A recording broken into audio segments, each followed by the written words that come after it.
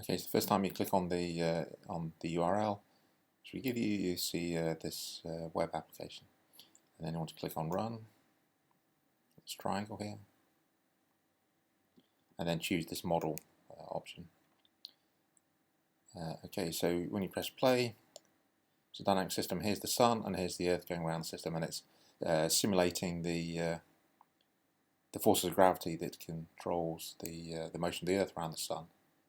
Okay, we can stop. There's a couple of different options. If you want to scale out for some reason, you can use this slider here on the little circle.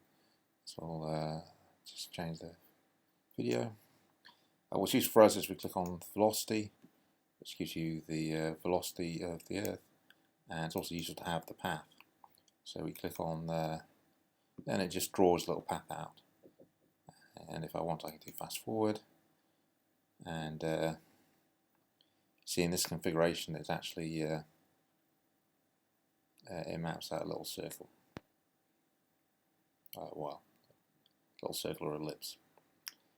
And we can stop. So velocity has a direction and a magnitude. If you want to change the magnitude of the velocity, you just drag the thing. If you want to change the direction, you can do that as well. And you can also actually, if you so wish, you can move the sun and the Earth around, but we kind of recommend you don't do that. If you want to reset everything, you just do clear. Okay, so the problem we set is in this configuration, the velocity and the path.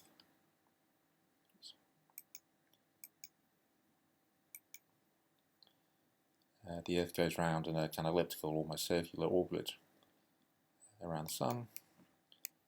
But then you can ask what happens if we start again. We put on the velocity and the path. So there's two questions we have. What happens if we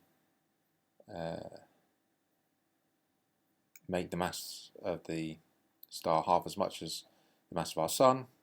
And you know from the Newton's law of gravitation, this is going to affect the gravitational force. And we can start off again, and we can see what happens. For you to explore, and then reset it again. And so one of the questions were what happens when we make the mass of the sun? What do we have to do to the velocity of the